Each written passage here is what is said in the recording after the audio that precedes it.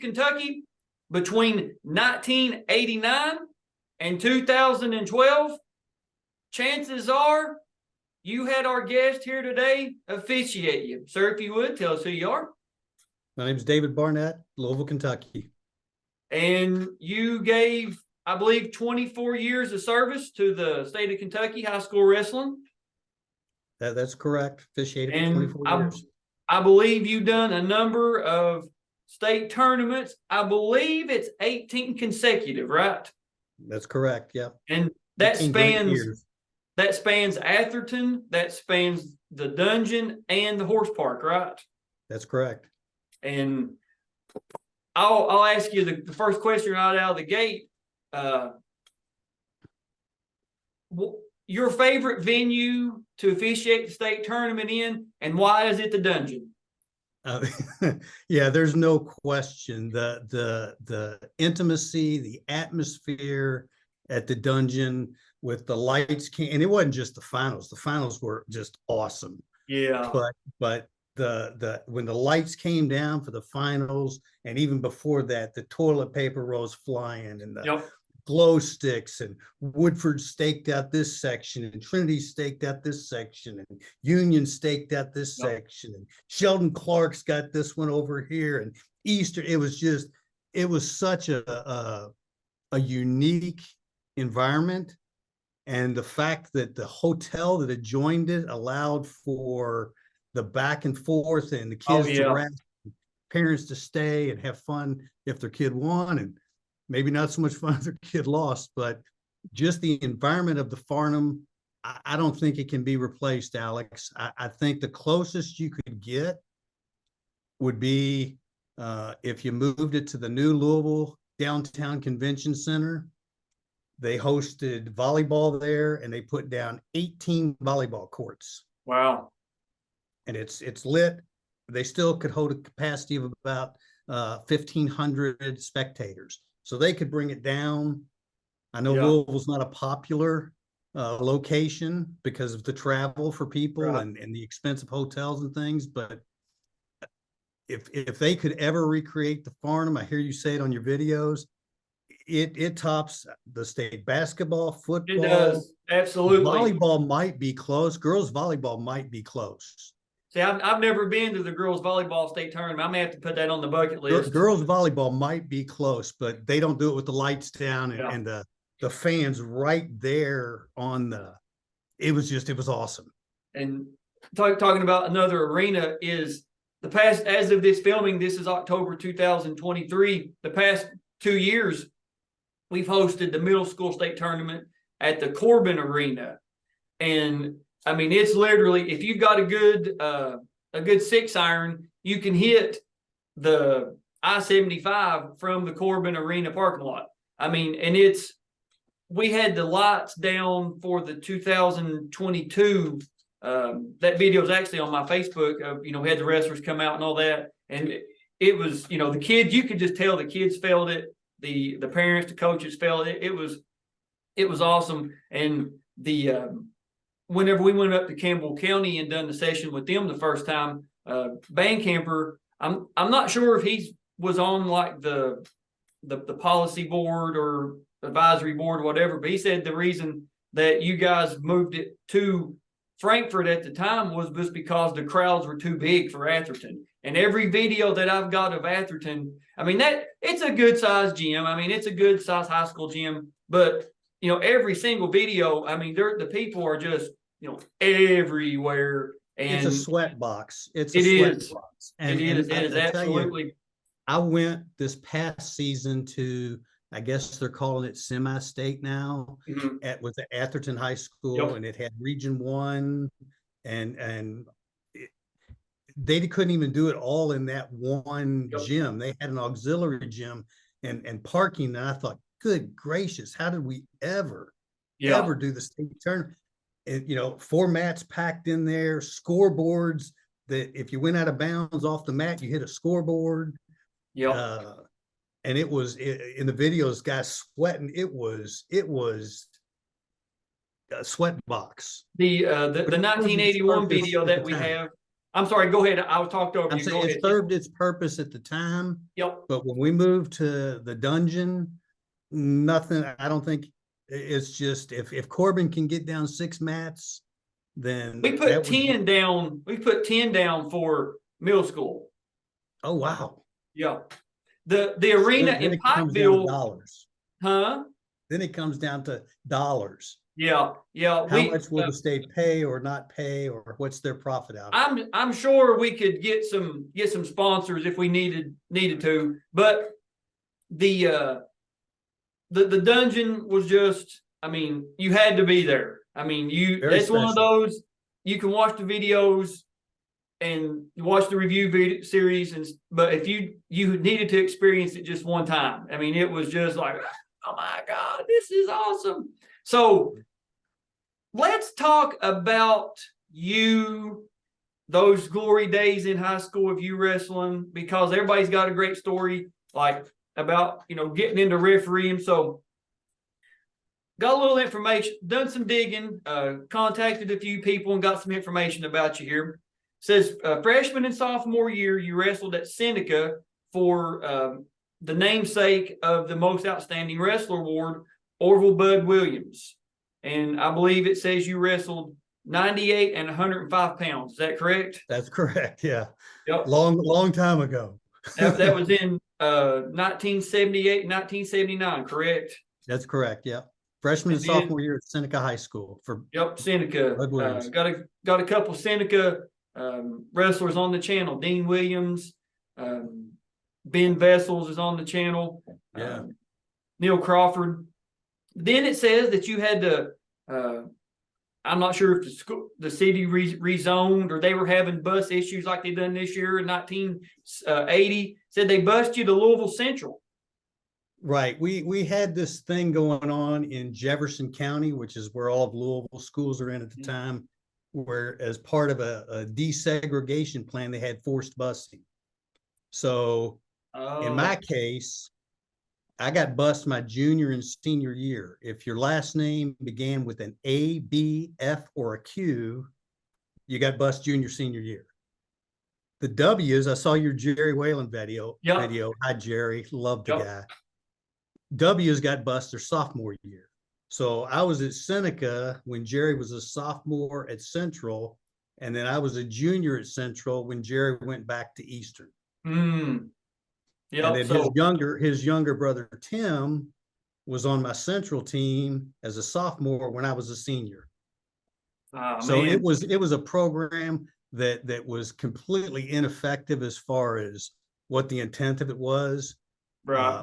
Outrageously expensive, but I would not trade my 2 years at Central and the experience I had with Coach Phil Coombs and the guys that I met through wrestling there for anything in the world. It was a great experience. It was hard to leave Seneca, and Orville Williams was a gentleman. He is one of the founders of Kentucky high school wrestling, period. Yep. Him and Larry Mann at Kentucky School for the Blind basically brought wrestling to Kentucky. And Mr. Williams was just a great guy, great coach, gentleman. And they probably still practice in that sweaty little, it was a men's restroom with a shower and sinks and everything else and lockers. It was an old gym men's locker room with all that in there, and you get down about a mat and a half. We'll have to get our Seneca crew on that and see where they still practice that, because that sounds like it was an adventurous practice. Had to be on. Learn to stay in bounds, right? You stayed in a very small circle and put 20 kids in that room. Now at Central,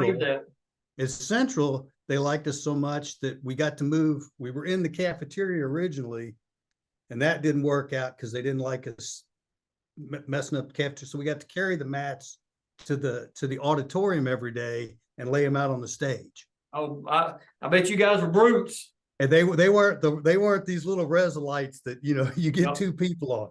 They were the underarm. This is a full 16-man carry. Oh my goodness! So you do it every day, huh? Every day, 3 mats every day before practice, and all three mats after practice every day.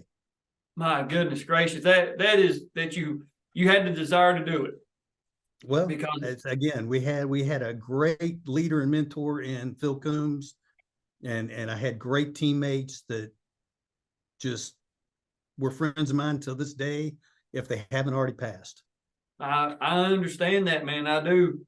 And it says here that of course you wrestled all through school, but I believe, and of course the state tournament was different the way you got there. But it says I don't believe that you made it. Of course, join the club. I didn't either, but again, I admittedly I wasn't the best wrestler. But says I believe your senior year you ran into Todd King and David Hodge in districts and regions. And yeah, at the time up until 1981, they went to the top 4. Okay. Prior to 81, it was only the top 2 out of your region. So I had in my region at 112, my senior year, it was their junior year. I had Todd King, who finished 2nd, and I had David Hodge, who finished 4th at 112 that year. Yep. And another guy you might have heard of named Robert Irvin, who was the 112 state champion that year. So it was a pretty stacked class. But my senior year, I lost to Todd in the, I guess, semis to go back for who was going to get 3rd and 4th and who was going to get 5th and 6th. Mm-hmm. And I had the trifecta. I was an average wrestler, Alex. I mean, I love the sport. I didn't figure it out till my senior year. Yeah. You know, I didn't start wrestling until freshman year in high school. So join the crowd. And the season was so different. As a freshman, I bet I got 5 matches because there were no tournaments in Jefferson County at that time. There was the Jefferson County tournament, which all the schools in Jefferson County would compete at, and there was the Fall City Invitational over in New Albany, Indiana. Okay. And outside of those 2 tournaments, you might get a 3-way or maybe a crazy 5-way before districts. But an average record for a guy, I bet if you look back, an average wrestler probably from the 70s to the early 80s, 15-2, 18-3 would be somebody that was really getting a lot of matches. And in senior year, we kind of expanded a little bit. We got the WCI was just starting. Trinity had a Christmas tournament. St. X had a dual team Christmas tournament. So we participated in those. But yeah, I hit the trifecta senior year after I lost to Todd in the semis and went to the wrestlebacks. I figured, well, I'll finish 3rd or 4th and I'll be able to go to the dance tonight because I had a girlfriend. Yeah. And I had the job, I had a car, and had a girlfriend. So those are 3. That's the trifecta of this is wrestling's just kind of a phase. Yep. And so I lost to an 8th grader. I think he was either from Scott High School or Simon Kenton, that I walked out in the fog. He threw me in a headlock. He went up 5-0 in the first period. And I think I lost to him 5-4. Oh my. And my wrestling career was over. Yep. And never qualified for the state. It was always a dream. I want to get to Atherton. I want to get to Atherton. And I did a lot of reflection on and wrestling never left me. It really never left me. I went to the UK and they still had a team at the time, coached by Fletcher Carr, Joe's, and some Kentucky guys were there. Dave Walterman was on the team, who I later officiated with. But I mean, I wasn't cut out for that. I was into college. Yep. I had other interests, but I still had an interest in wrestling. And then I guess a few years later, ran into Phil Coombs and he asked what I was doing. And I was married. I was in the reserve, and he's like, "You should wrestle. We need officials." And so, yeah, okay. I went to the clinic. Then you had to go to the clinic in person. It was a 2-hour in-person clinic. You paid your little fee, and we were very, very fortunate. If I start rambling, stop me. No, you're fine. We were extremely fortunate when I started that we were the only district regions that had an assignment secretary, Larry Mann. Yep. So when you came in as a new official, Larry put you on his schedule and he gave you matches where you could learn without getting, just ripped. And as you progressed, he would feed you a couple little more matches and just tell you to be patient, because there were a lot of guys in front of me. I mean, in Jefferson County at the time, Alan Martin was working still. Donnie Colston was working Louisville. The out in the state, the Donnie Sawyers, the Gene Washingtons, those guys were all in, and I'll talk about that maybe a little later, but all those guys had such an influence on me. But anyway, Larry would assign you, and in Jefferson County, if an official really or a coach didn't really care for you, that was kind of tough because Larry was going to assign you again. Whereas out in the state, you had to get coaches to hire you. Yep. So if you wanted to work for Joe and Rusty at Woodford, you had to kind of call it the way Joe and Rusty at Woodford wanted it called. And then when you went to Garrett Headley over at Henry Clay, you had to call it kind of the way Garrett wanted to call. And when you went to Lafayette, William Green would kind of tell you how you should call it. Yep. And it was the same way throughout the state. Northern Kentucky was the same way, kind of. They got an assignment secretary, but if you wanted to work, you had to make those coaches kind of happy. And that's for me as a young official, that's kind of an unfair situation to put a young official in, because I think it can stunt the growth of an official. Absolutely. If you're trying to call it the way so that they hire you back so you get jobs, opposed to them calling Larry and telling him, this Dave Barnett's the worst guy you've ever sent. Don't send him ever again. And Larry would say, thanks, I hear what you're saying. You got him on your schedule next Wednesday. Yep. And it really allowed for those first couple years when I've met very, very few officials at any level that are good or even pretty good the first year or two. There's exceptions, but it's very rare. You got to get some seasoning. Yep. And I tell coaches, or I told coaches all the time, don't eat your young, because when these young guys come, you're an official, correct? I know you officiate. Oh yeah, so, yeah. So you're starting out and you've been at work or school all day, and then you go to do a match. And at the time I started, we were getting paid about $25, which, and you get yelled at all night that you suck, you're terrible. Then you go home and your wife or your girlfriend is mad at you because you care more about those kids than you do her, and you figure it's not worth it. Yep. And you get out before you develop. And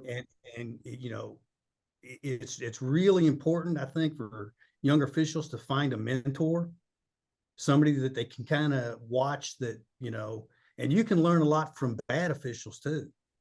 You can, absolutely. Yeah. Don't watch this guy and don't do what he's doing. Right. Watching this is what you don't want to do. Yep. And but that really helped to get my career started. And then I got the opportunity. I got invited to work at WCI, so I got out and stayed a little bit, and then I got assigned eventually a region. And Larry said, "You got to travel. We're sending you to Northern Kentucky." Oh wow! Yeah. At the time, that was a whole different level of wrestling. But I got to work with just incredible officials. Donnie Sawyer out of Northern Kentucky, Gene Washington, a legend out of Lexington. Joe Neely out of Northern Kentucky, who I know a lot of people probably don't care for, but Joe was an outstanding official. Todd Cole out of Northern Kentucky. He's on the channel. His 1981 review, state championship match reviews on the channel from Connor. So after you watch this, go back and check out Todd Cole. Oh, I will. Todd was a great official that worked many years with us at the dungeon. Who's some of the other ones? When I started, Gary Ingram was still officiating. Yeah. Larry Mann was still officiating. And Jack Klein. Jack Klein was still officiating. So I got exposed to it, and I don't know if coaches and the other officials felt sorry for me, or they saw something in me. but a lot of them took an active interest in helping me to become a better official. And I believe it says that you, like we said in the start of the video, 1989 was your Correct. first year, correct? And Correct. of course, we have the 1989 state tournament. And when you come in 89, you guys wear wristbands because Correct. we have the video of 1969, 1981, 82, 83, 85, 86, 87, 88. And when I first got them and I was watching them, I was like, these guys aren't wearing wristbands. What are we doing? We're starting on the outside part of the 10-foot circle. What are we doing? What's going on here? This is not wrestling. And then the more we've done this, the more history we've been able to, uncover, I guess exposed is the right word, that it's there to view is how much officiating's changed. Not just wrestling, how much the officiating side of the house you had to adapt. No Because doubt. before it was, give your two and point. Because you can see on several of the 80s videos and then 69's video as well, it's no matter what it is, it's the same hand, two, and they'll point. One, and they'll point or whatever, and then having to learn, okay, let's red, two, no wait, it was green. And so it's cool though that we have this history that's able to be found. And the like you talking about going in person to the rural clinics. Even when my first year of officiating was 03, 04, I remember vividly driving down the Mountain Parkway for my first rural clinic there to the KHSAA office, because the only one they had on this end of the state was in Lexington there at the KHSAA office. As soon as you get off, what is that, Winchester Road, you take that right. Yeah. And I was driving down through there scared to death because I didn't really know. I mean, I knew one or two coaches, just like I knew Darren Gamble because I wrestled with him. I knew Jim Matney, a couple other just that I'd seen, but I didn't know a soul. And so it was, I never felt like I don't belong, but I knew, I guess, my place, like I'm still sitting at the kids' table because I was only 19, you know what I'm saying? So I went around, shook hands, met some people, and didn't get a whole lot of phone calls my first year, but I got a few locally, kind of started getting out a little bit more. And if I'm not mistaken, Jack Klein was still the state tournament director in 07, if I'm not mistaken. Yeah. He was, yes. He called, I was at work, and my first region was at Henry Clay in 07, and Jack called my house.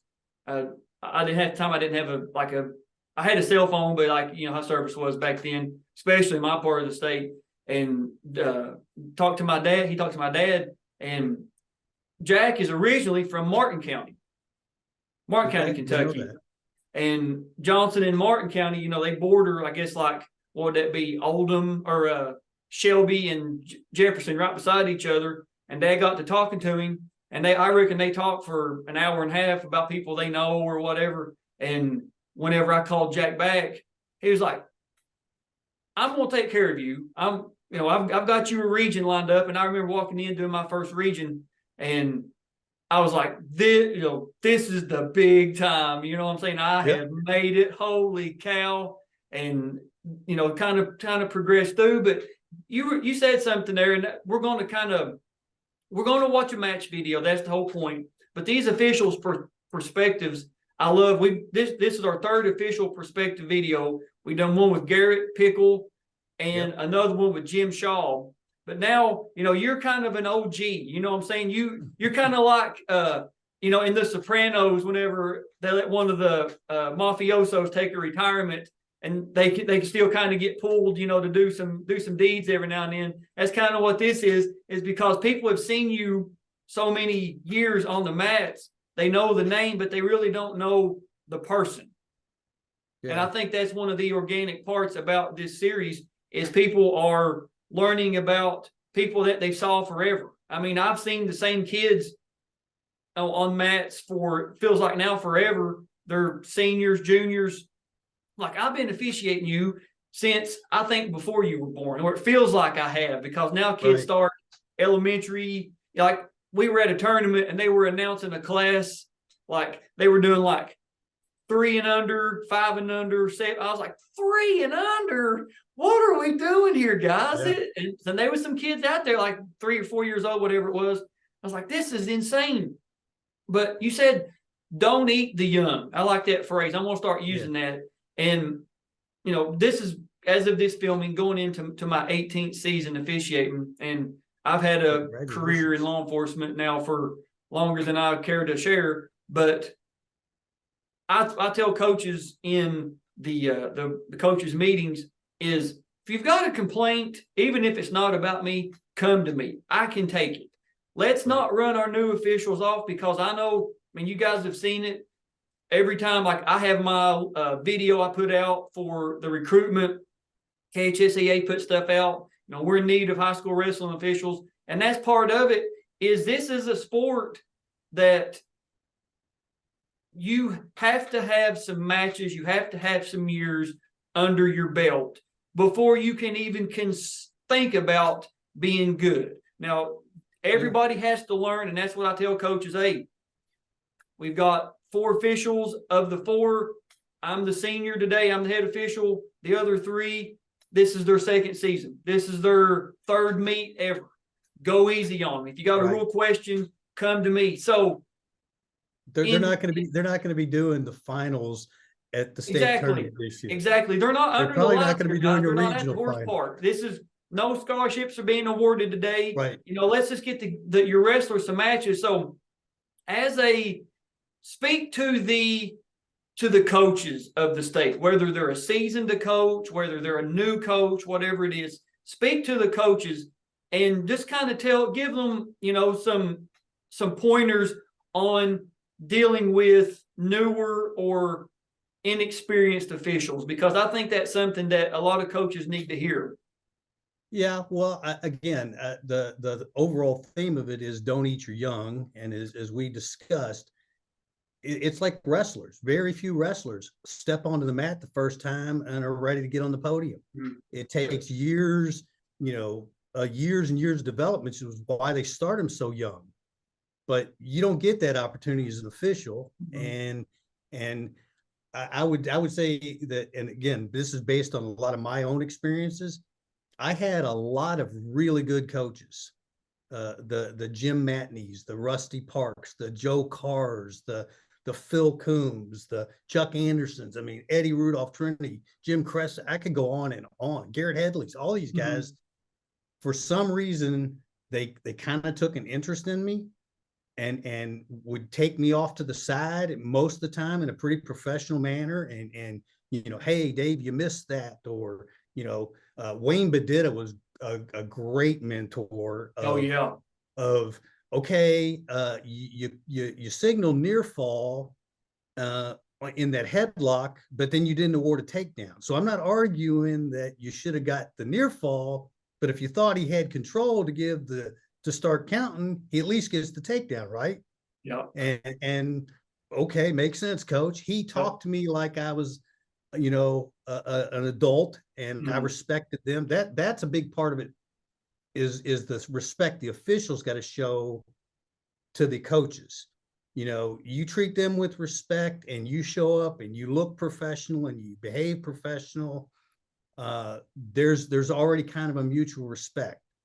Now younger officials are going to get pushed by seasoned coaches. Mm-hmm. You know, the days of Joe Carr Senior and Joe Carr Jr., JoJo, doing their choreographed coaching from the corner, synchronized coaching, both the same moves. They're going to get on you, and but you can't, as a young official, have the rabbit ears to try. You got to kind of learn to ignore that, and you'll figure out pretty quickly the coaches that know what they're talking about, that talk to you like an adult, mm-hmm.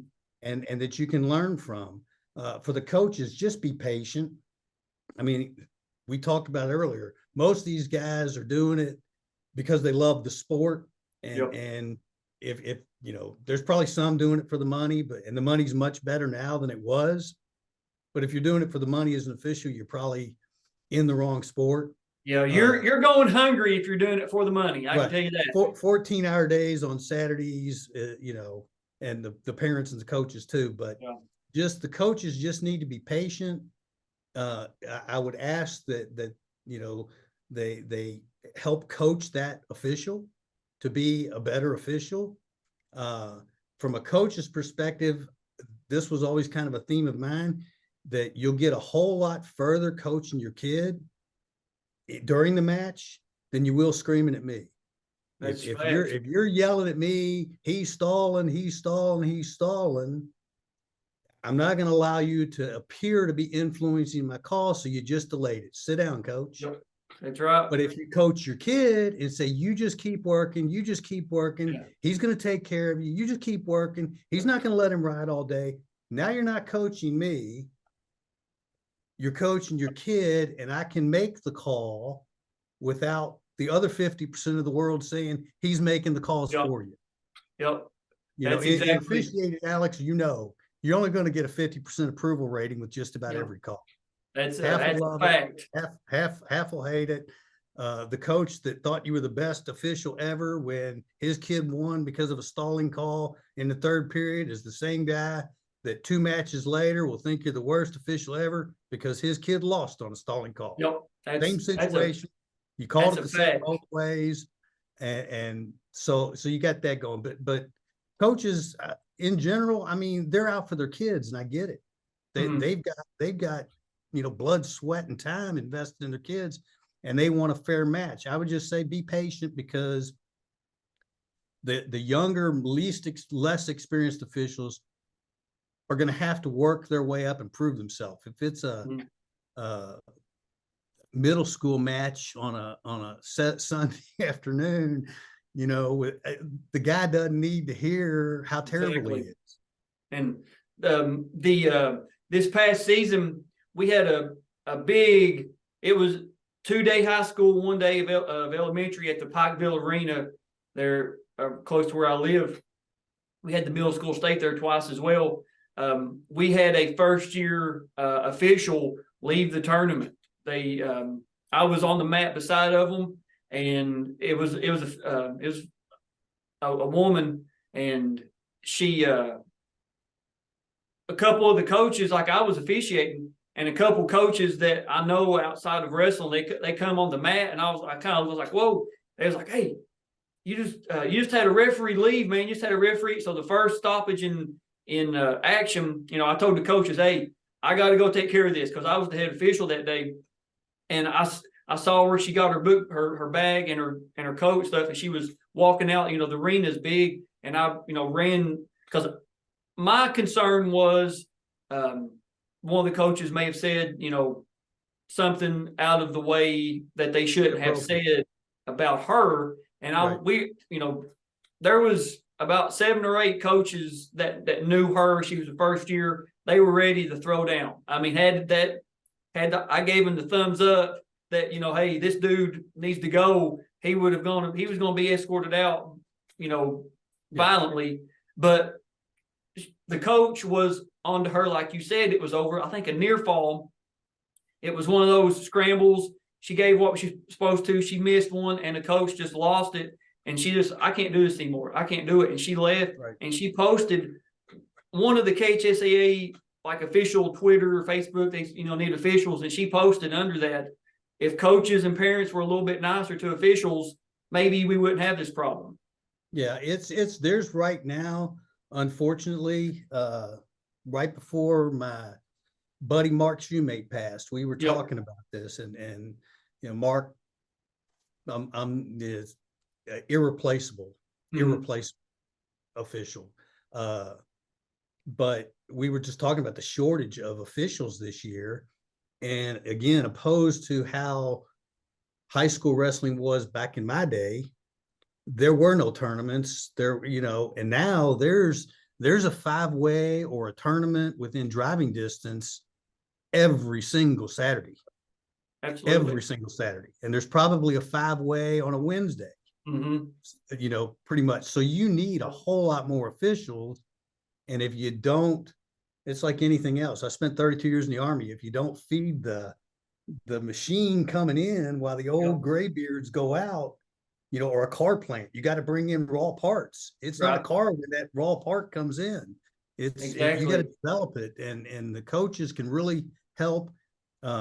Senior officials can really help take the younger guys under their wing and kind of protect them a little bit and make Yeah. positive critiques of this is what you can do to improve. I think you did good. Work on your mechanics, or get a little further back in distance so you get a better view, or slow down. That's the number one thing for most young officials. Just slow down. Yep. And get the call right. Exactly. Then be quick and get the call wrong. And I'll say this to any official out there at any level: if you blow a call and you knew you blew the call, change the call. Have the moral courage to change the call. If you knew you blew it, don't let your ego get in the way of immediately realizing that wasn't a takedown I awarded to. I shouldn't have. I'm waving it off. We're starting again, both neutral. No harm, no foul. Don't. So that's but a lot of it is on the official. Again, I think the way you present yourself, are you well groomed? Do you have the proper uniform? Do you know the rules? Have you studied the rules? Do you put the time in to go watch other officials officiate? Yeah.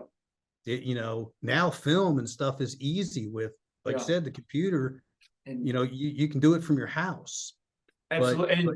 To that point, when I started officiating in the 03-04 season, there was no other referee on this side of the state that I knew that would help me. And I'm not saying nobody would, but the people that may have done it, they were out of it a couple years or whatever. So I had to go watch practice over at Johnson Central. Jim Matney, and rest in peace to Jim Matney, and Darren Gamble were nice enough to let me come in. And I would just sit there and just practice officiating like on my own, calling stuff whenever they do round robins, whenever they would do wrestle offs. Right. I got to officiate wrestle offs, and that's if it wasn't for that. But that's why I started the rule series. I have the YouTube high school wrestling rule series. I went through and I got the idea. I was like, man, somebody needs to go through and do like a video library, a video encyclopedia, if you will, of wrestling rules. And I was like, wait a minute. The light bulb, went off above my head, and I was like, I can do this. And, we've got a lot of positive response. Those were the first videos I've made. I know that the video quality isn't the best, but the information in them is. And you were talking about if you're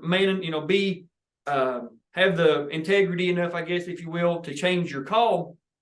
That's a big one.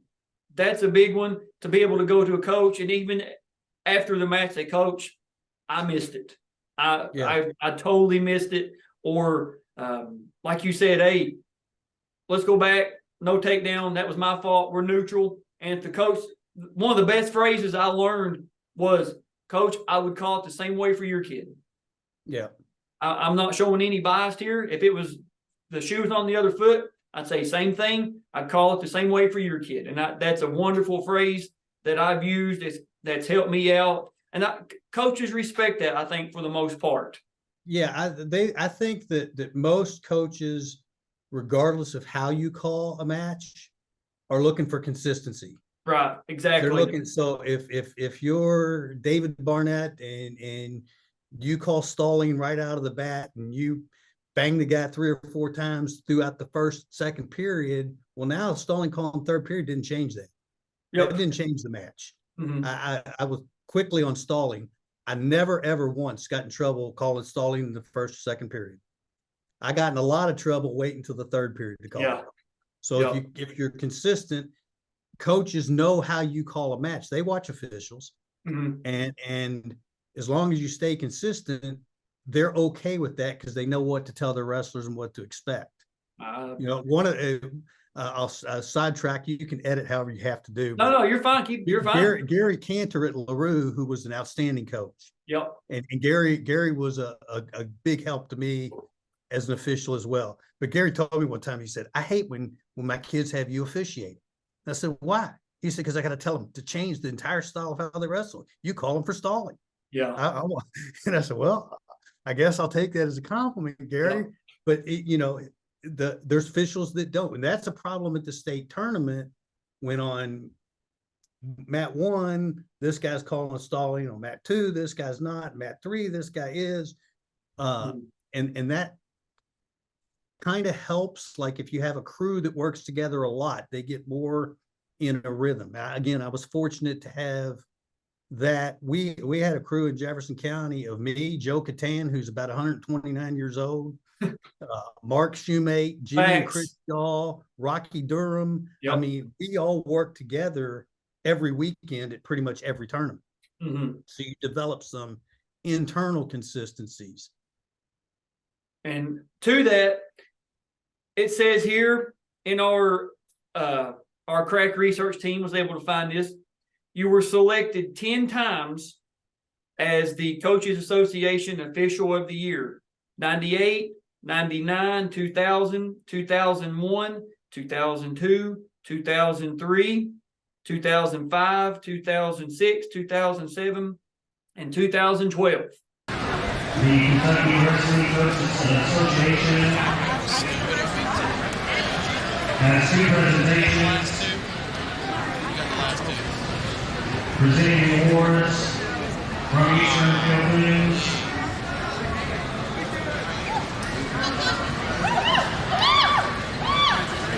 The referee of the year goes to David Barnett.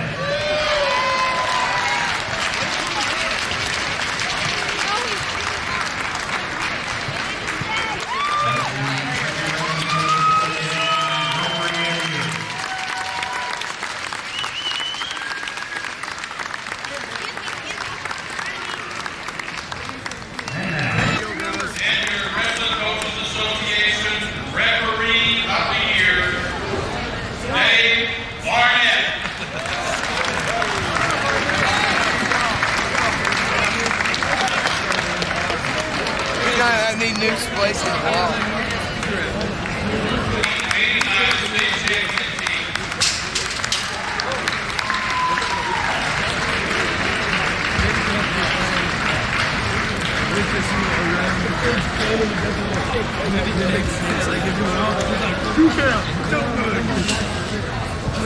One of them kipper kids, I'm looking at the wild one right here.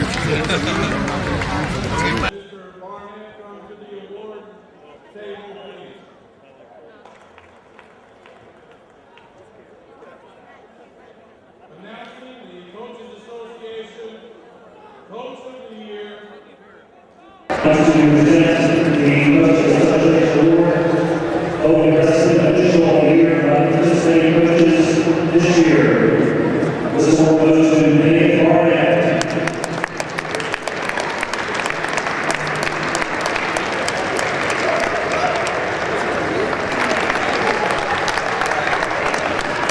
Congratulations, David Barnett. Together? Yeah, that's fine.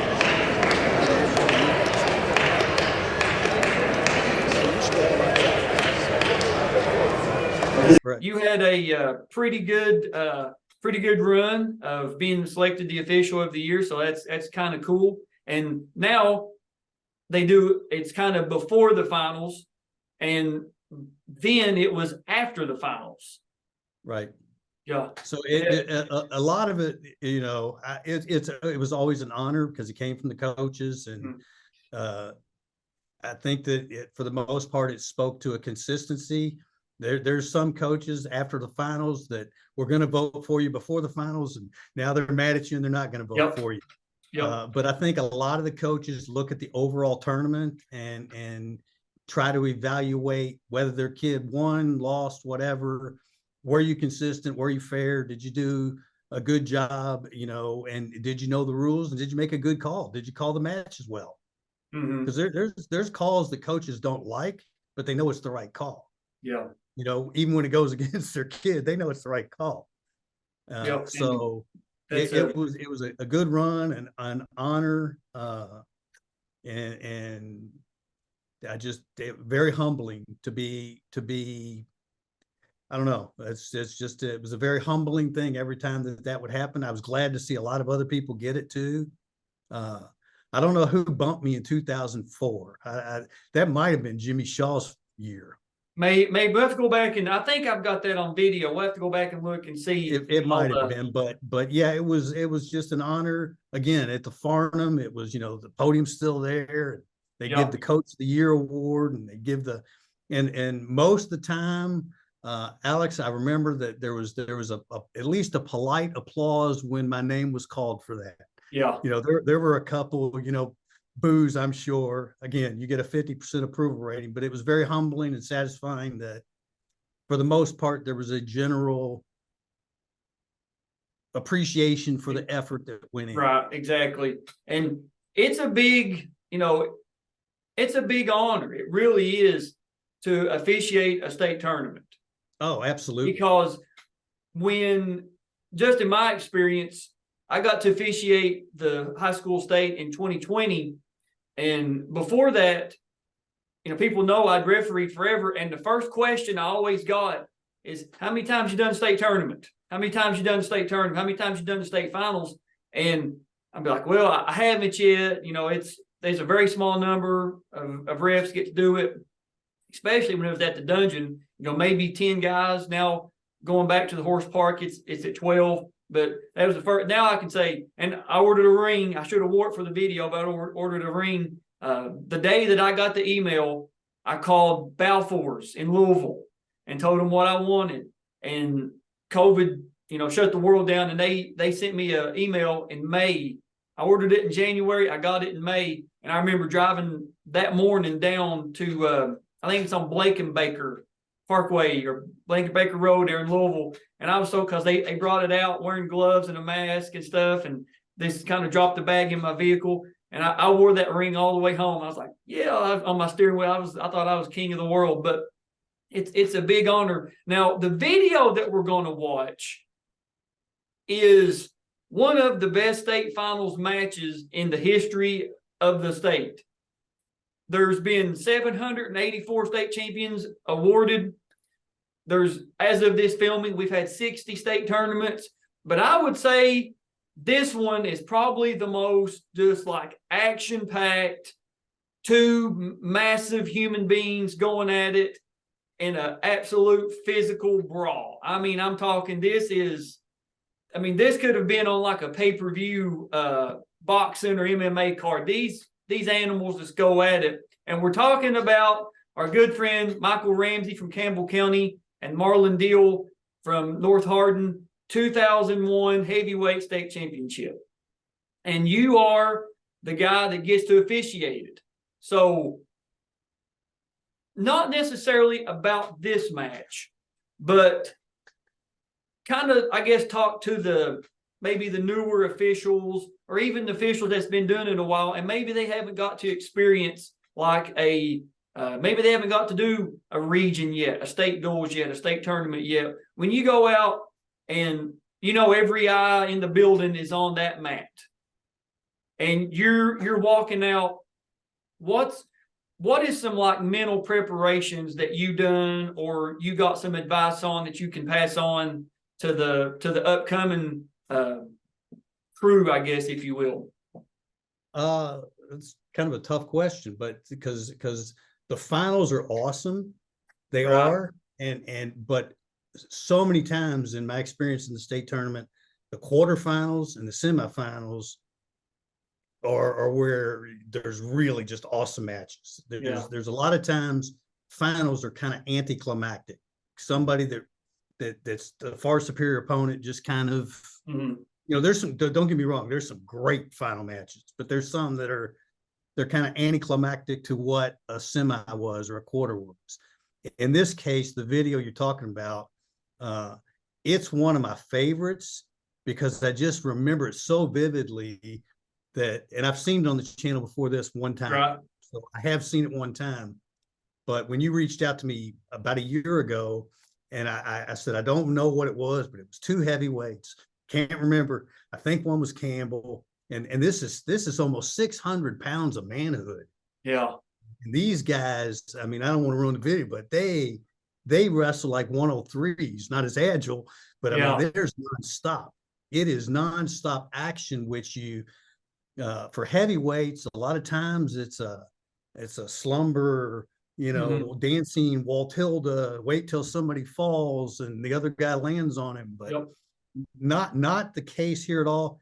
It was also kind of an unwritten rule within the state officials and how they assign matches, who got what matches during, they would steer you away from, oh, he's got he wrestled for Sheldon Clark 12 years ago, so we can't give him any Sheldon finals, or his kid wrestles at St. X, so we can't give him any St. X matches, or whatever the case. But to do the final heavyweight match was the honor within the official's honor.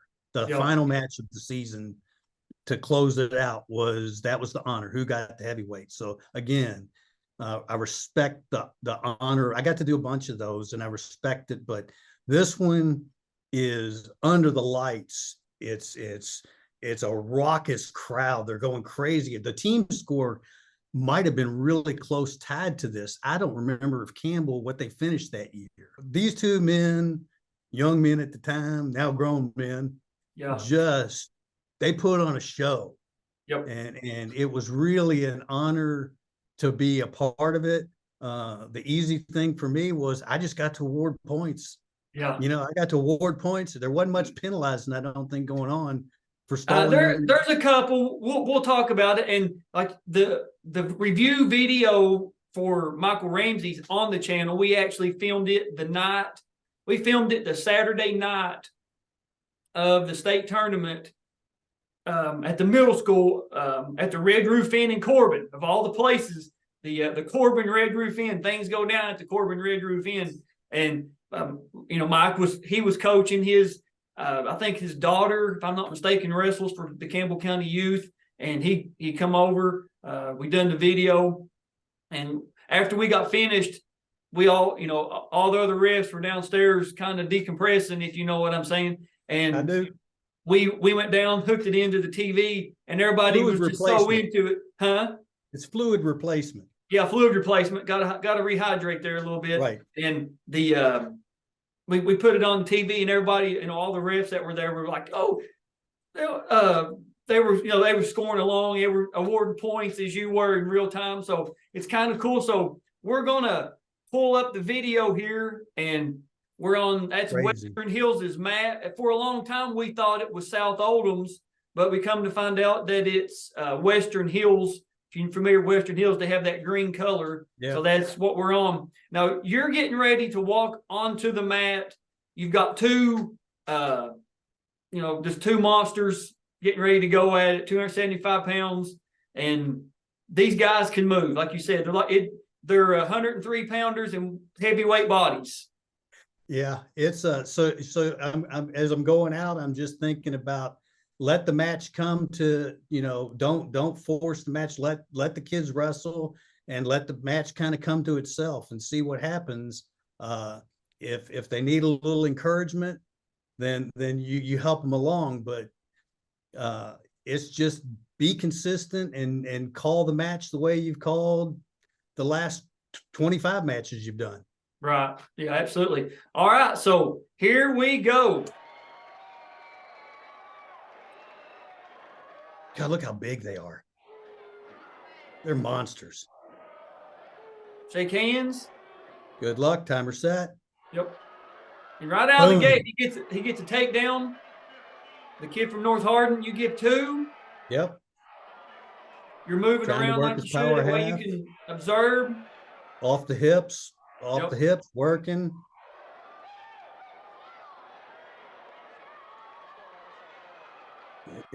Campbell's a little bellying, but heavyweights are a little different. He's got 300 pounds on top of him. That's exactly right. You can't call stalling the same way for a heavyweight as you can to 103. You just can't do it. No, but I'm looking for him to come to a base and attempt to improve his position. I'm looking for the top man to get off the hips and give him some space. Yep, absolutely. So remember that, new refs. He's still off the side. Now he's kind of halfway. Top man's kind of like pretending that he's going back and forth. I think I just hit him for stalling on top Yep, you did. because he was pretending he was going back and forth without really trying to work something. And again, bottom man's got 300 pounds laying on him. And you do what you're supposed to. You show him the optional start. You kind of explain him. Yep. He's optional start, cover, timer set. Pushes him away. There's Give you one, we're escape. neutral. Boom. I mean, look at that. Boom, takedown. Wow. Cut him again. So we're 4-2. All right, now right there. Hey, right what here. did you call right there? That's palms out used to be the stop clock signal. And they Okay. changed it to this because it was getting confused with locked hands. So That's his what I headgear thought came it was at first, and I was like, I'm gonna have to find out. His headgear came off, and I'm official's time. Stop the Okay. clock. Fix gear. That's the second time, so I'm probably telling him if it comes on off again, I'm going to put you on injury time to fix it. Okay, no, that makes sense. It really, and you know, while we're doing this, we got a little bit of low in the action. Your mechanics it can save you or it can break you as an official. If you've got great mechanics and everybody in the gym knows what your call is, you're going to look like you belong. If you're out there just throwing up your hands, not holding your points up or giving your signals or whatever, you're going to get ate alive. Yeah, mechanics or proper mechanics and proper signals are really important for all officials, but young officials especially. Bad habits are hard to break. They are. You're exactly right. So these guys they're banging. Working on the head, and you just hit Got him for stalling again. So each wrestler now has a stall, but you let that kind of go because, I mean, you said you got 300 pounders out there, 275 pounders, and they're going to be rough. Wrestling's a rough sport. There's not been any punches, any like elbows, or he kicks him right there. That right there, when this happened out, so I don't think it was a dirty shove off. It was kind of just a reaction. Yep. But when those two men collided, the boom that was heard in the dungeon was deafening. It was a boom. I can imagine, and I think Mike even says that in his video. Is that kick wasn't all? It was just like you said, a reaction. Just I'm trying to move. All right, so Campbell wins the toss. They defer. He takes neutral. You do what you're supposed to. Look at the score table. Give your signal, which is a great, mechanic. Didn't take a whole lot of time. Maybe 15 seconds tops. He goes back in. Deal does you give a takedown. Yeah, you want to keep them wrestling. The stoppages. And there's teams out there in the state, I'm sure they still exist, that love to stand up, run to the line, and then sit down and do their work. Yep. Nope. Nice reversal. Gets a reversal. Yep. Now we're out of bounds. I know the rule has changed considerably, but I used to not like to let them anywhere play near the out of bounds line and just waste time. Just blow them out and get them back in the middle. And there are teams that is their entire offense is get to a line and work a takedown best you can and hope for the best. Yep. Got an escape.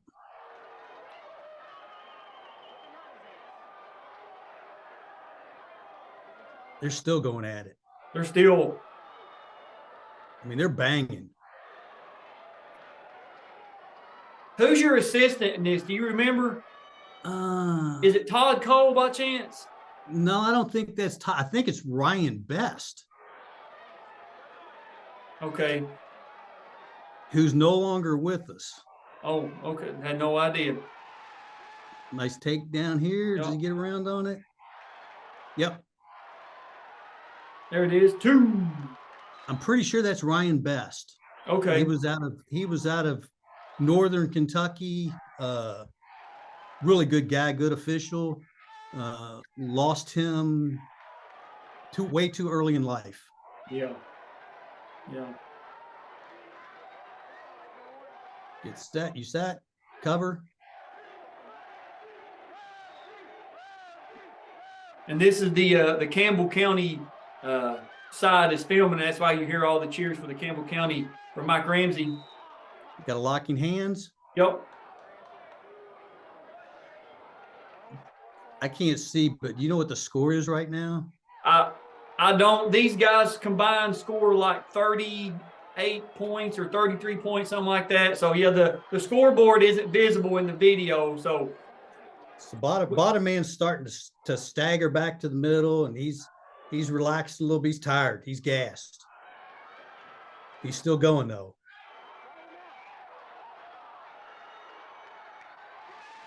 Oops. Back down, you get a near fall. He's got at least 2. Yep, 2. Came back up, going to get another 2 or 3. 3. He's got 3 by now. Yeah, oh yeah. Time. End of the period. That's where an assistant is great. Yep. Check score. Go I over. gave a 2, and in a second gave a 3. And we'll talk about this after this match, but having a good timer and good scorekeeper is something that you just cannot, thank them enough after a meet's over with. Like, thank you for saving me. So I put him on injury time. Yep. And that's a good call right there. And the video cuts out, but that's good that you saw what he was doing. Yeah. And you hit him. And we're going to try and use about a minute of that so that the next time you got your 30 seconds and then we're done. That's it. And on the second. No official's a doctor, but you can tell when a kid's gassed. And yep. So I'll let them take their injury time. Yep, and that's what I tell new officials. Hey, listen, give them the injury time. Let the on-site medical physician, whoever it may be, make the determination.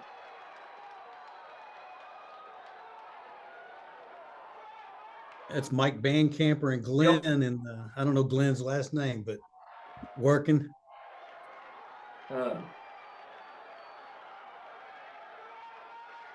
Moving around, so you and your assistant are kind of like at a 12-6 or trying to stay 180 degrees from each other. Yeah, that's it. That's when you get to a line call, that I'm straddling the line, he's got the out. So I can now say we're dragging again. We're going to go on injury time again, or we're going to get called for stalling, I guess.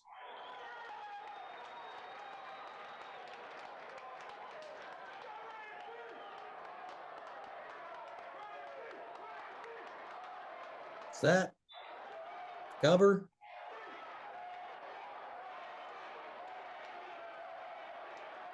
Now they're both tired. Yeah. And if you're a good heavyweight, you rarely go 3 periods, let alone sometimes 2 periods, because you can get a fall in the first period if you're good. You either get a pin or you get pinned in the first period. I mean, these guys they're gassed. Yep. They're going off just pure adrenaline and instinct. Yep. This is adrenaline and who put in the work in the off season. That's it. Or who put in the extra work after practice. And, they're working in, trying to pummel in and pulling down on the head. So I think you just hit green for stalling again. Yep. A red. Could have been red. I mean, he's just got his head buried in his chest, but we're done on the. Is Campbell red? I guess. Campbell County, I believe, is red. Yeah. Probably red. Yeah. Now they're just dancing. Yep, and that's it. That's where this one ends. What's the final score? I think Ramsey wins 18-13. So over 30 points scored in a heavyweight match. That's a 30 points at any weight is incredible, but at a heavyweight, man, that's a lot. So man, that takes me back. Oh yeah, that takes me back. That's a good match. Takes me back. That's a great like the 2001 doesn't feel that long ago, but as of this filming, it's 22 years ago. Hard to believe. but just like the graininess of the video, the way it sounded, it just felt like so old school. You know what I mean? It just felt like such a just a Hollywood couldn't recreate that. Yeah. The best director, the best producer, cinematographer, just the organicness of what the dungeon brought and the way those two guys just go at it is just something that just can't be recreated. So watching yourself back, I mean, you know, as a ref, I think you call a great match. I really Appreciate that. really do. And I think you would say the same thing about your performance. You call a great, you let them wrestle. You didn't decide it. You didn't change your style. You let two just 275 pounders wrestle it out. Two warriors went at it. Yeah. It's, Yeah, and I wish, Alex, I could say that about every match I ever officiated. And I can guarantee you there's plenty of coaches and wrestlers and former wrestlers out there that would object to that as well. But lots and lots of great, being involved with so many great matches through the years at the state tournament. But this one just stands out as something special.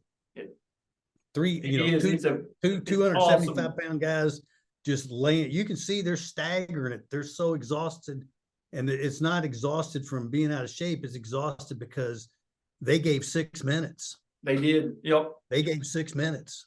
Mm-hmm. And big guys don't do that usually. It's rare. It's very rare. Now at the end of it, Ramsey holds up, you know, number ones, and Campbell County has a band camper has a and he's told me this in a video. His wrestlers have told me this. The only time they can hold up number ones after a match is if they won a state championship. So when you see him, he said, I had enough energy to hold up my ones because I always wanted to do that. Because if they'd done it at any other tournament, they'd get extras the next day at practice or the next school day at practice. So it was cool that, you know, he was able to, the video caught that. And yeah, you know, the other thing is the other young man. I mean, somebody's got to win, somebody's got to lose. Yeah. But I mean, that was a warrior's battle. That was, and I told so many kids that, and you won't do them on your channel. I know there's not the space, but there's so many kids that never step foot on that podium that wrestle that are just true champions in life. Absolutely. You can tell it. They're just true champions in life. They compete. They work hard. They get all those intangibles that the great sport of wrestling, you know, you got to be dedicated. You got to work. You got to want it. You got to sacrifice. You got to do things that no other sport requires you to do. And you get to go out there and compete against somebody relatively equal to your size. And there's nobody there but you and another guy and a mat. And of course you got the official that can, you know, ruin it for you or make it for you. But for the most part, it's you deciding fairly equal who's the better, you know, in this scenario. And that's the appealing thing about wrestling. It's probably one of the reasons it's the second oldest recorded sport known to man. Yep. You had track and field or running, and then you had wrestling. Yep. And if I can't beat you running, let's right. duke it out. I'll throw you. But the behavior of both those competitors, they both realize, and you see it in a lot of the finals, guys, just the respect that they have for each other for, you know, I know you beat me, but, and you talked about it earlier, some of them become best friends. Yep. You know, and sometimes it doesn't go that way. There's some not great sportsmanship been shown over the years. But those two guys showed class. To that, you may remember this, 1999 state finals, Joey Stepp from Sheldon Clark and Chris Floyd from Wayne County. Joey, after high school, he went on to play offensive line at the University of Marshall with Byron Leftwich and all that. But what I'm getting at is Joey had never seen Joey gets beat on a stall call at the end of the match. And when I started the series, he reached out and was like, hey man, I've never watched my finals match. Do you have a copy? At the time I didn't. reached out. I found where the archive was, got the copy of it. And I first done the video with Joey. Normally, it's got to be an exception, but we'll do a state runner-up if it's a great story.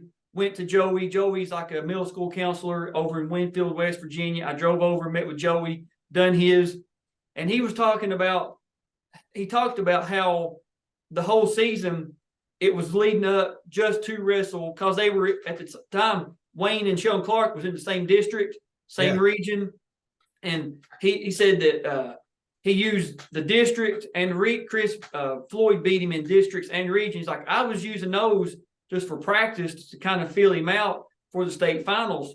And it was great because we also got to do the video with Chris. And Chris says, I was scared of Joey. I knew Joey was the only person in the state that could beat me. The only person in the state of Kentucky I knew that had a chance of beating me was Joey Stepp. And every time he talks about we wrestled in districts, wrestled in regions, wrestled in the state finals, I thought he is going to beat me. And it's like Chris has had some health issues. And those two, I'm not saying I don't want to speak for them, but to hear them, talk and the Facebook comments and the message stuff, like I think Joey went on vacation down to Lake Cumberland. Chris and Joey got together. I'm not sure if they had dinner or whatever the case was, but I know they kind of met up. So it's cool that, how many times they wrestled. Joey didn't get the result that they wanted, but they both knew what it took to get there for each person. You just didn't accidentally make it to the state finals. You just accidentally just didn't make it to this point. You had to put in the same amount of work that I did. I may have come out on top, but that doesn't mean you didn't work as hard as I did. Right. And that's the thing. Again, the sport, it's a mutual respect. The sport itself, you can't kind of want to wrestle and wrestle. You'll get hurt. Yep. You'll get hurt. So it's just a sport that for me, it fit in good with my life. I've got to be kind of regimented, and I got to have things in order. And you don't have me with a schedule and things in order, then who knows what's going to happen. Right. Yeah. My alter ego might kick in, and you don't know, but the discipline, the values of, integrity and hard work and having the honor to, I just got beat, but I'm still going to shake the guy's hand because I gave it the best I could, the selfless service to, and these are all values Army again too, has the same values, but selfless service of, I really would rather wrestle 19, but for the good of the team, I'm going to go 20. I don't even know what the weight classes are now, 25 or, I really hate. We've changed. We're at 120 and 126 now. And sometimes I still call it 119 as well. And this, start off 106, 103s, get out here. And the kids are looking at me like, 103, what? Get out, 106, let's go, get out here. And so I get it. But the sport is so much more than what happens actually on the mat for me. Yeah, and I absolutely. think most people that get the sport of wrestling in their head and in their heart, they see all those things too. The life experiences, the people I've met, the incredible young men that I got the pleasure of having come into my life. Some of them to this day, I think I watched your video on Michael Jackson. I mean, it's just so inspirational what that kid, even though he passed as a young man, what he stood for, the hard work, the never give up. That's the life lessons that I think a lot of times gets missed in other sports. It's hard to miss it in wrestling. It really is. Right. And the Michael Jackson Memorial, that one was hard to get through. I didn't know Michael. I'm sure. I never met his parents until that day. And I mean, it was a tough one to get through, but I'm glad that we were able to do it, meet with his parents and get that on the channel, just because the stories of people outside of Woodford County has said the exact same thing. So it's just, it was great to get that on. And during the match, you kind of, the video, cuts out for time purposes, but you kind of run off the mat to check the score. And we talked about it then. I can tell you, if you've got a bad timekeeper and a bad scorekeeper, you're going to have a rough day all the way around. And that's people that they get overlooked, and they're mentioned in the rule book as not as officials, if you will, but part of the tournament administration is scorekeepers and timekeepers. And if you're a scorekeeper, you're a timekeeper, and you do a good job, thank you. I really appreciate it. And I'm sure, we could sit here for hours and tell war stories about bad scorekeepers, but a good scorekeeper, a good timekeeper, I mean, like you said, you point at them, look at them, make sure they're set. We go. You have a score discrepancy. No, you gave 2 takedown, 3 near fall, an escape, whatever, and the coach is trying to argue, coach, my scorekeeper's got it right here. Right. And it's good to have one that keeps coming up. I think she's retired from it. Is Debbie Matney. I think Debbie should be in the Hall of Fame for scorekeepers. She's one of the best. I've got to work with Debbie a bunch, but I think as far as doing like any state tournament wise, I think she's kind of gave that up. But she's one of the best to learn from. I don't want to just name a bunch of people, but she's one of the that comes to mind. I'm sure there's people in Louisville that but a good scorekeeper and a good timer, man, they can make your life easy, or they can make your life a living. What? I had the pleasure of having Debbie work tables at the state tournament there, and there was others, Terry Gale and Jenny Moneypenny and Nikki. I can't remember what her last name was, but kind of sidebar, Debbie was keeping score, and it was one of Jim's kids wrestling, and of course he's all 100% for his kids. I always respected and admired that about him. He was just, even if he was cross with you, it wasn't directed at you. He was fighting for his kid. But he was arguing about a score at the state tournament, one of the matches, and we go to the table, and Debbie has to tell him, Jim, you're wrong. Yeah. So I can see her doing that too. Yeah, she can see her saying that. No, it's the score's right, Jim. Go sit down. Yeah. Just as calm as could be. But I wish them, I hate that we've lost Jim. Oh yeah, such a good guy and positive influence on so many young men. Yep. But I wish them the best, their kids, and Debbie, hello out there if you're watching. No, yeah, she'll watch it. I guarantee. She says she watches all of them. And it's while you were talking about timers. If you've ever had Vaughn Little. Oh yeah. From Danville. Come on, baby.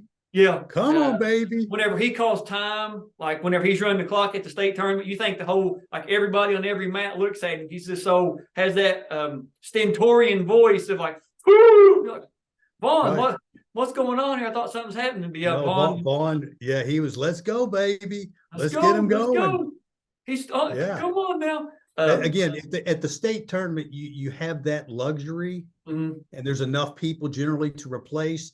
You don't get that, and this for young officials starting that, you're not going to get that on a Wednesday night on a duel if they still do those. And you probably are going to get it in most high schools on a Saturday for a 5-way. Tournaments, they get parents usually. Duels, 5 ways. You've usually got some high school kids that are working the table that are more interested in their phones and their friends than they are what's going on in the match. They're more interested in putting up a new Snapchat or a new TikTok or whatever than they are watching you. So officials can help them as well and work with them, explain what you're doing, take time to correct them, go over the signals, the mechanics before the match. Here's what I'm signaling, here's how I'm signaling. If you have a question at the stoppage, then honk the horn, start the clock on my whistle, stop it on my whistle. Pretty simple. And something that I started doing when I go to tournaments, I keep it in my referee bag, is I've got like a cheat sheet made up. I've got the mechanic signals, all of them on one side, and then the scoring symbols on the other side. And I give them, a couple copies. Hey, this is what whatever. And now that we're getting more teams popping up and more schools are coming along with it. There's been several schools the past couple of years, because they know me from the rules series and now the review series, is they'll be like, would you care to do like a 10-minute rule explanation? A lot of new parents, a lot of new people, administrators to the sport. Like, hey, the only wrestling we know, we WWF, WCW, and we don't really know the rules. You know, we'll go through, give them, 10, 15-minute course. And I'll say, hey, if you want to film this, pull your phone out and you can see everybody's, got their phone and they're looking around and stuff. And it's cool that, I guess the newer crop of teams coming on, they're feeling their way through, but they're not too proud to act, not too proud to, I don't want to say beg, but not too proud to ask for advice or, hey, kind of educate us a little bit. We know you've been around the sport for a while. That's a great point, Alex, and a lot of schools do it, but as a season opener, if they've got an open kind of mat get together for the parents, and we're gonna have open wrestle offs to see who starts the first weekend. Yeah. Is do a little 10, 15-minute rules clinic, with the parents and scorekeepers, timers. Here's what a signal, here's how we yell when, we yell two when we, we want y'all to be active participants as well, because these kids need your help. Absolutely. That's a great way to start a season. It's also a great opportunity for a new official to get some, I don't want to say meaningless, but it's a scrimmage, inter-squad scrimmage of who's going to get varsity this week. Yeah. With some people in the stands cheering for you and against you. Yep. Is not bad practice and rehearsal for a new official. If you can get those inter-squad scrimmages and wrestle offs, things like that, get in the wrestling room. Absolutely. Yeah, man. Just get some mat time. Just see some people wrestling, because this is something that you have to do. You just can't accidentally become a good referee. You have to have mat time. You do. There's no other way around it. I would venture to say across the United States and all the other sports that all the other countries that offer wrestling, there's great officials. We're not debating that. But you show me one great official that accidentally got great. You're not going to find it. Nobody's going to accidentally get great at this. You have to go to, like you said, like Region 8 is the most spread out region you can imagine. We go from the Kentucky, West Virginia, Ohio border at Greenup, Ashland, Boyd County, all the way down to the Kentucky, Tennessee border or Kentucky, Virginia border, Letcher County. Everywhere. I've been to every school, like Phelps.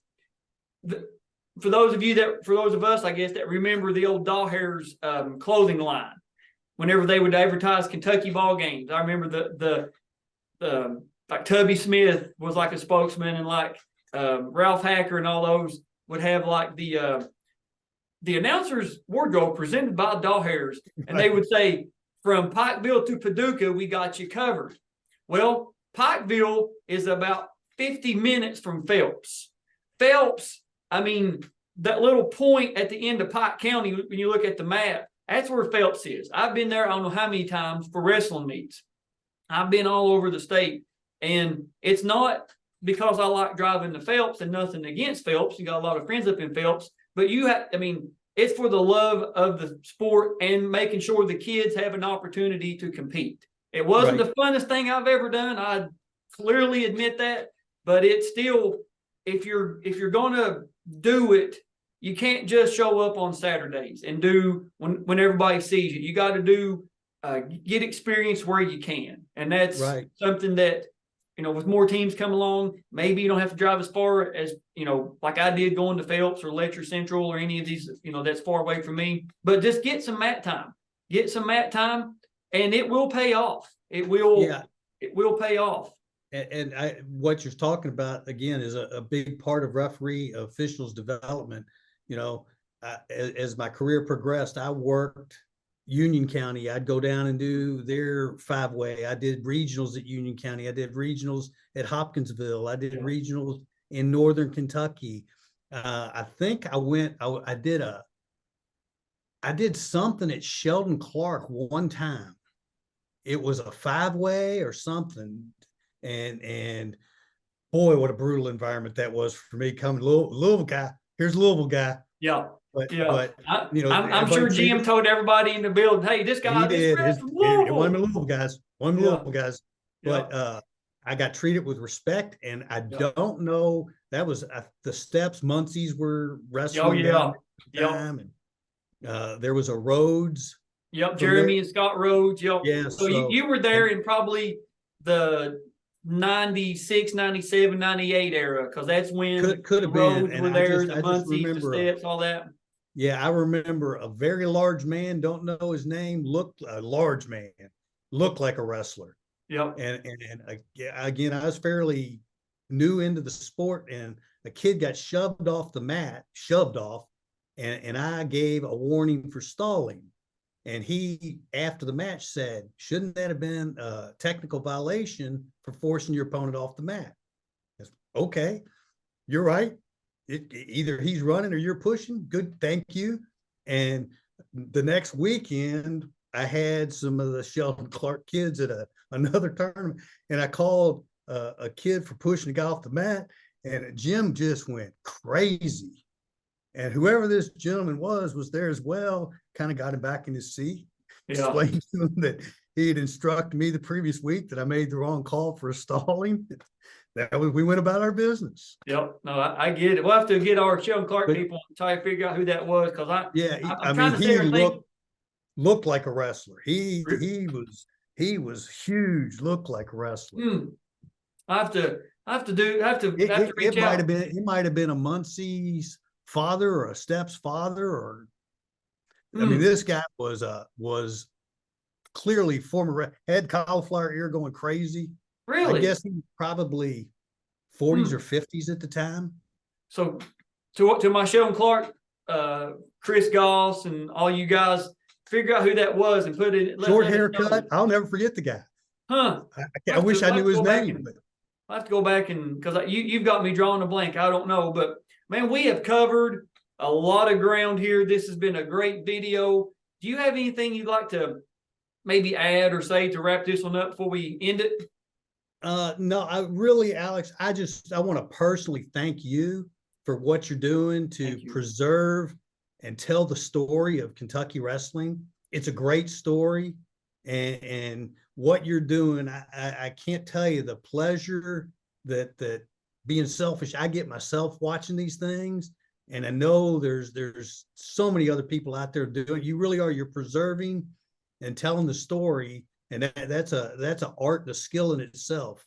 That I wasn't a great wrestler, but I became a pretty good official, and I'm proud of that. And that was my contribution to the sport. And you're official, and you're doing this. That's a significant contribution. I just thank you, and I want to thank anybody that's watching that had such a positive impact on my career and my life. So many people touched my life in such a positive way through wrestling that I just can't ever thank them enough. Yeah. And a couple people I have to thank before I leave this. I got to thank my wife, Cindy, who put up with all those years of me being gone every Saturday. And then as my kids got older, I've got two sons, as they got older, I'd drag them with me, or she'd bring them to sit in the bleachers all day and to tolerate the time and effort. And I couldn't have done it without that support, as well as the support of so many really good coaches and so many great young men that let me be a part of their life. So I just thank you, and I thank all of them. Well, I mean, it's we've said in other videos, we know in Kentucky, and for me, I've been on my career outside of the YouTube is been in law enforcement now for, like I said, longer than I want to admit. And I deal with individuals on a daily basis that, like you talking about structure, is they maybe didn't have the best home life. Maybe they didn't have the best situation in school, or the neighborhood they grew up in was rough, and they fell. We've heard the story millions of times. They fell in with the wrong crowd, or they didn't have any guidance, any leadership in life, and made some choices that were not the best. And now, they're paying with this journey that we call life is their currency, and they're paying back, I guess, their debt to society, if you will. And I don't remember the study. It's been a while since I've seen it, but it was a study of juvenile male offenders ages 13 to 17. The times that they get arrested the most, the times they're found, shot or whatever, murdered, whatever the case is, believe it or not, during school months, like August through May, September through June, between the hours of 3 and 7 p.m. Why is that? Because they don't have anything to do, any leadership. They go out, get with the wrong crowd. And we've said, there's always the argument about how we know Kentucky's a basketball state. We know that. We're not, they call it the greatest show in hoops, for crying out loud. We know that the Sweet 16 is the KHSAA's big money maker. But when it comes to getting, as long as kids are active, I hope they're the best at whatever they do, whether it's basketball, football, baseball, wrestling, band, drama, whatever it is. If it keeps the kids active and off the streets and out of meanness, I hope they compete in every activity that there is. I agree. You know what I'm saying? I'll share something with you this is on a personal way from, but I'm one of 12 children. I've got 5 brothers and 6 sisters. So wow, we had to learn to wrestle just to get dinner. But I understand. My parents had 2 simple rules: that a mentally and physically fatigued child has a hard time getting in trouble. So we had our school work, book work that they put an emphasis on, but all 12 of us had to have something outside of that. You had to play a sport, wrestle, football, basketball, track, Girl Scouts, Boy Scouts, band. You have to have an outside interest that occupies that void that you're talking about, because you will find yourself with the wrong people doing the wrong things. And unfortunately, a lot of our youth make life-altering bad decisions at a young age, and they never recover from it. And that's a fact. Wrestling for me was that outlet. I know from young men that I got to observe over the years, it was certainly an outlet that saved them, changed their lives, the trajectory of their life. Not that there's still not kids that wrestled and compete that don't get in trouble and don't make life-altering bad decisions. But I would bet if they did a statistic in general, if you take a kid that wrestled 4 years in high school, I bet the kid doesn't get in much trouble. I can believe that. They probably are fairly successful in whatever they do. They've learned hard work. They've learned self-discipline. They've learned accountability. They've learned all those intangibles that make you a successful employee, a successful father, mother, brother, coach. And you see that with the guys that I officiated when they were kids that are now giving back to the sport as coaches and officials. Absolutely.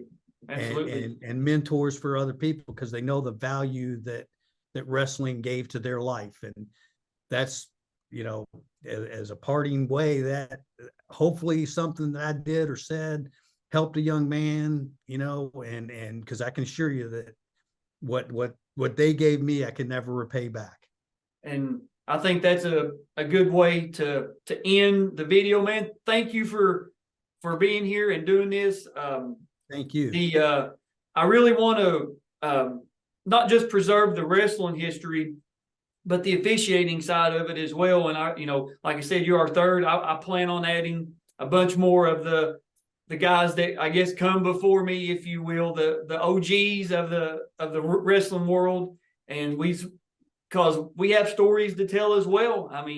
There's 3 people on the mat. You can't have a wrestling match without a referee. And that's, like I said, a lot of times people know the name. Oh man, this guy's terrible. I don't want, but they don't know the person. And something about with this series is a lot of people that I know for a fact did not like me as a referee. They've come up and they've been like, man, I didn't know this about you. Or they've sent me a friend request on Facebook. Hey man, I know I was a, blankety blank to you at this meet. I didn't, I just knew you from wrestling, but I really love what you're doing. And so it's kind of cool that how things are coming full circle. And Yeah. it's, as you know, if you wrestle, you're into wrestling, for the most part, it kind of feels like wrestling against the world because, we kind of do get left out. But with this series, we're the most visible, the most accessible. We're everything. If you can think of an analytic about a sport or being visible, being accessible, this series is number one in every analytic you can think of.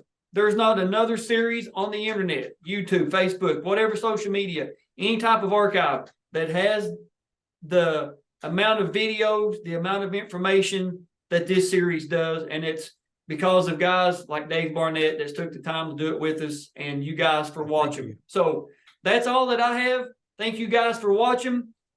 You'll see me on the mats. We may have to talk Dave back into putting the stripes on. Too old, fat, and slow. Oh, come on. I think you still got a few in you. But guys, that's all that we have. Thank you for watching. We'll see you on the mats.